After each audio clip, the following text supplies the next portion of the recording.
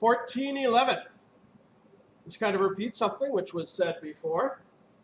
The house of the wicked will be destroyed, but the tent of the upright will flourish. God's vengeance is certain. It will fall upon the unjust. And God's blessings are certain. They will fall upon the just. So first, those who turn their back on God are going to be destroyed. Those who trust in the Lord will be saved.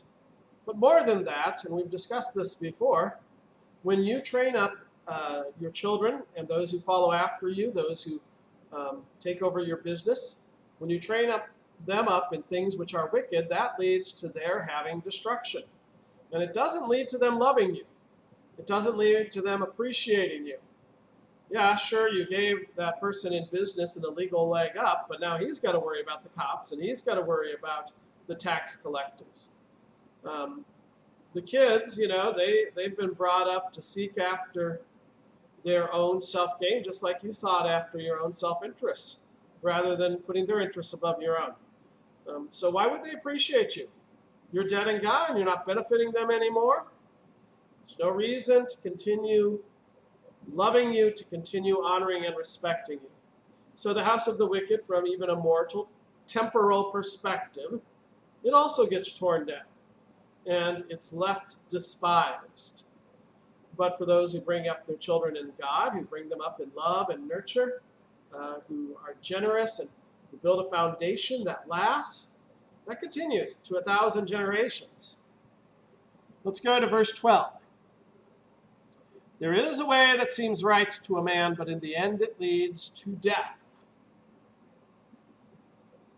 We are not the arbiters of morality.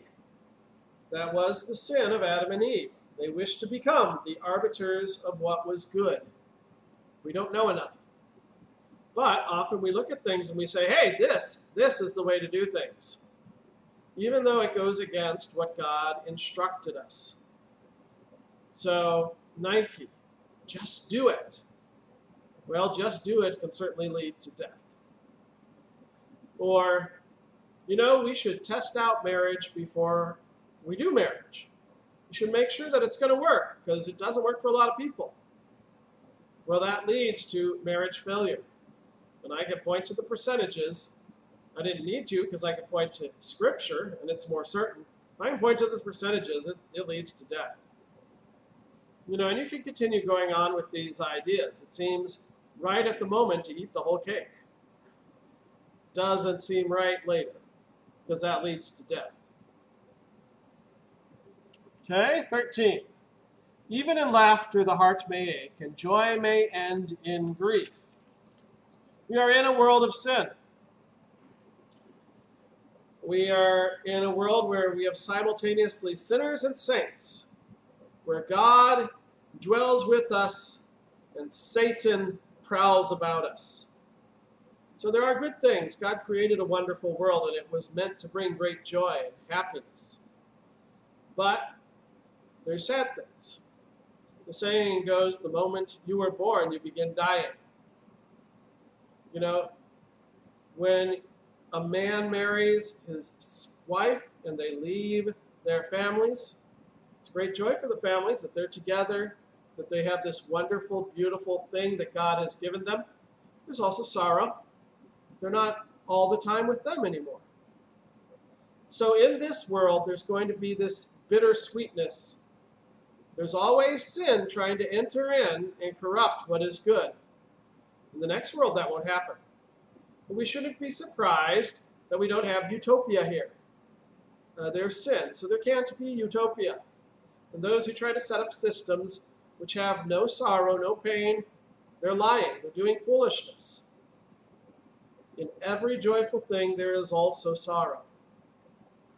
So we set up things to have joy, acknowledging that they won't be perfect.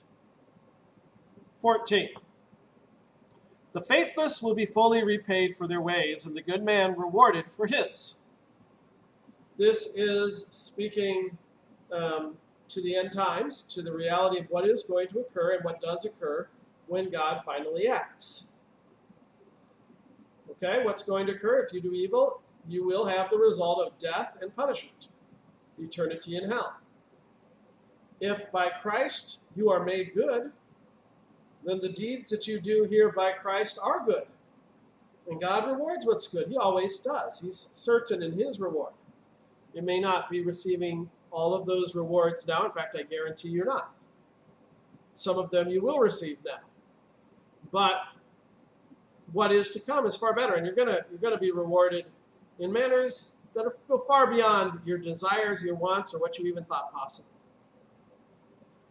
13.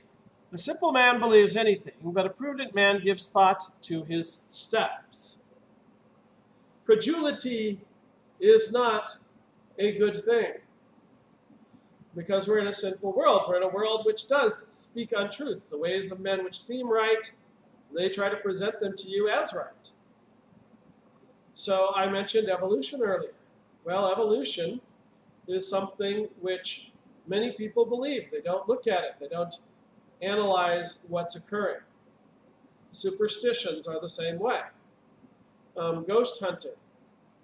God is in control of souls, and it is only by his power that souls will be let out of hell or heaven.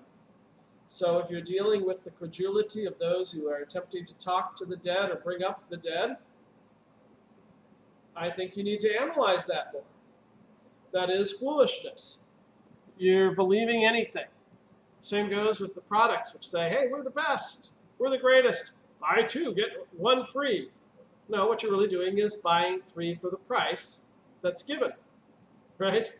Don't believe everything. And when the politicians speak, I suggest you realize when this is happening, untruths are occurring. Okay?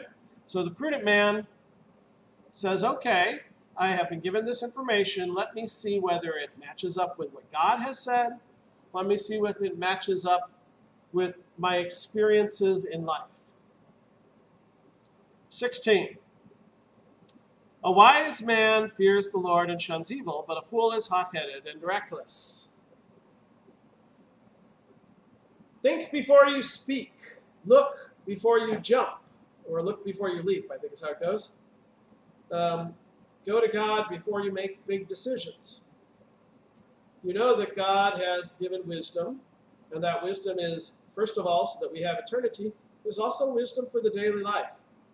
You know that your parents have taught you wisdom, and that wisdom should be, first of all, for eternity, but also wisdom for daily life. So analyze, think before you act.